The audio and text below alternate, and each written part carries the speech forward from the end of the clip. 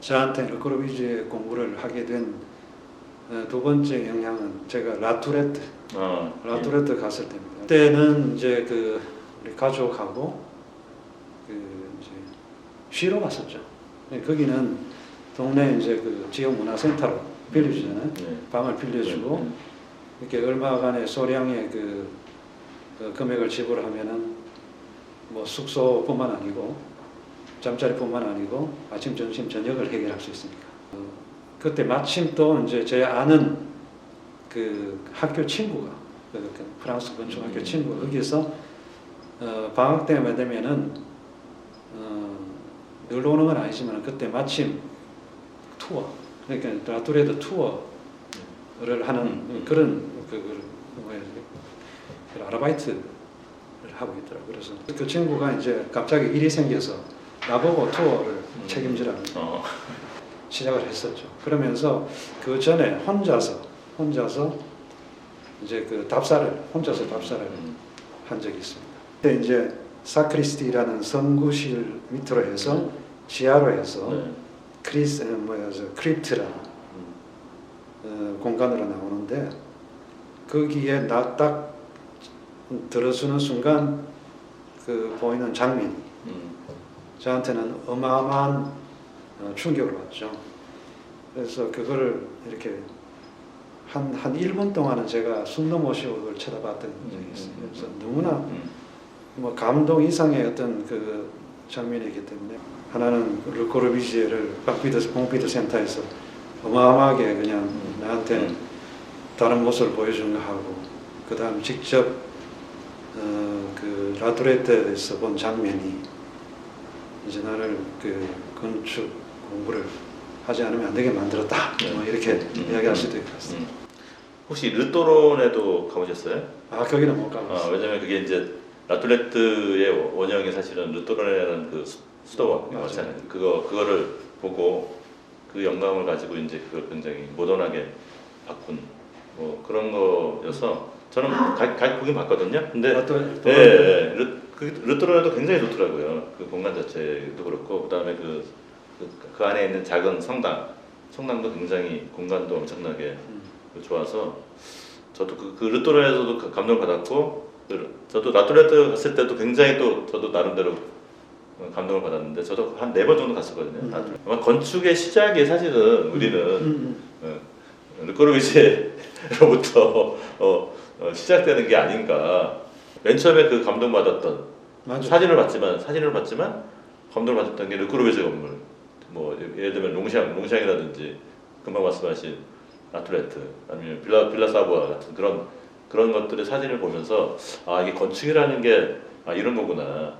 우리가 새롭게 뭔가 재현해야 되는 건축이 이런 거라는 거를 생각하는 시작점이 사실은 르꼬르비제였던 것 같아서.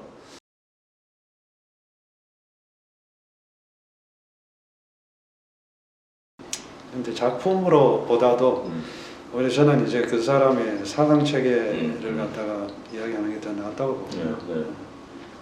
그래서 제가 지금 중요하게 생각하는 것을 한 10개를 사실 그거 가지고 조그만 책을 아까 이야기해드린 조그만 책을 만들고 있는데 처음에 파리에서 1917년부터 해서 사람들 만나고 1920년에서 25년 동안 그 에스프리 누보 잡지를 새로운 정신, 신정신이라는 잡지를 냈는데 이제 르꼬르비제는 건축을 주거는 기계다 했는데 그 기계라는 의미를 갖다가 어떻게 받아들이는 그런 문제. 소위 말하는 근대 건축 5원칙. 근대 건축 5원칙을 단답식으로 이렇게 다음 중 근대 건축 5원칙이 아닌 것은 이런 거 말고 그것이 나오게 된 근본적인 배경, 이론적인 사고의 배경 뭐 이런 것에 대한 관심이 있고 그 다음 제가 또 중요하게 생각하는 것은 건축 사구성이라는 게 있어요. 건축 사구성은 초기에 했던 그 건축 라로시 자네리 주택, 그 다음 스타인드 몬지 주택, 스테인드 몬지 주택이라고 얘기도 하고 그 다음 배조 주택, 배조 저택 마지막에 이제 4개 중에 하나가 잘 아시는 빌라사고였습니다. 르코르비지의 저 이름이 어떻게 나왔느냐는 거죠. 이름이 어떻게 또 하나 이제 르코르비지 건축가뿐만 아니라 도시, 그래서 빛나는 도시 그 책을 쓰는 빛나는 도시 책이 하여튼 엄청나게 두껍습니다. 큰 두꺼운 책이 돼 있는데 하여튼 거기에 나오는 어떤 이론들. 그 다음 중요한 것이 형은 불가의 공간.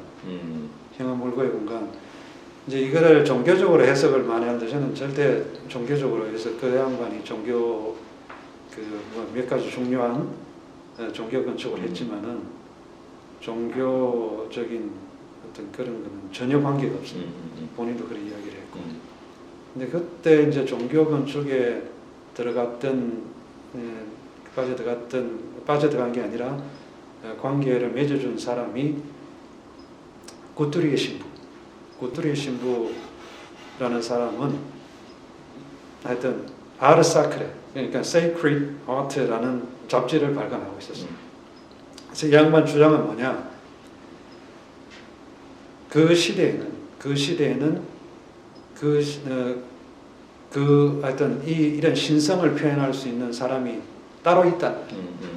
따로 다른 건축가가 있다는 거고. 그 건축가는 오늘날의 건축가는 바로 르코르비제가 그런 신성을 표현할 수 있는 건축가다. 이렇게 생각하는 거죠. 그래서 르코르비제한테 벌써 롱샹부터 라투레트 그리고 심지어 나중에 지어지는 세 번째 중요한 종교 건축인 피르미니 성당 요거까지 이제 이어지는 그런 게 됩니다. 그다음 모듈러를 이야기를 할 수가 없죠. 그렇죠. 이 모듈러도 수치 문제가 아니고 저는 뭐랄까 어떤 몸의 존재 형상이 아니고 몸에 생긴 모양 그 수치 비례 이게 아니고 그것도 일부 있겠지만은 근본적으로 모듈러를 고안했던 것은 나의 몸이 지각 주체로서의 몸이 그 현재에 있어서 그 현장에 있다는 것을 표현하는 것으로서 모듈러를 이렇게 이해하고 있다. 그 다음 또 중요한 것이 말하자면 기적의 상자입니다. 기적의 상자 이론도 굉장히 중요한 부분을 차지하고 그 기적의 상자는 그 양반이 아까 이야기했듯이 시어터, 극장에서 극장 개념에서 출발하거든요. 사람들을 만나고 보는 사람, 그러니까 그걸 관람하는 사람, 그다음 그것을 공연하는 사람, 그런 관객과 청중 관객과 그다음 그 배우 관계 속에서 이루어진다는 그에서부터 기적의 상자가 출발합니다. 이제 그런 게 있고 이제 또 열린 손이 있습니다. 열린 손은 그 손에 대한 이미지는 굉장히 오랫동안 그 행거고 처음에는 손이 이렇게 굽은 무슨 투박한 손에서 점점 자유를 해가지고 새의 형상을 가지게 되는 그 열린 손이잖아요. 이게 결국은 찬디가르에서 위해서 표현이 되는데 르코르비제가 정치적이냐? 정치적은 절대 아니라고 보죠. 그런데 정치적 발언이 있다면은 열린 손을 통해서 정치적 발언을 했다고 합니다. 왜냐하면은 그 열린 손은 결국 평화와 화합의 문제를 갖다 이야기한 거기 때문에. 마지막으로 제가 기억나는 마지막으로 하는 것이 바로 점진적 탐구라는 개념입니다.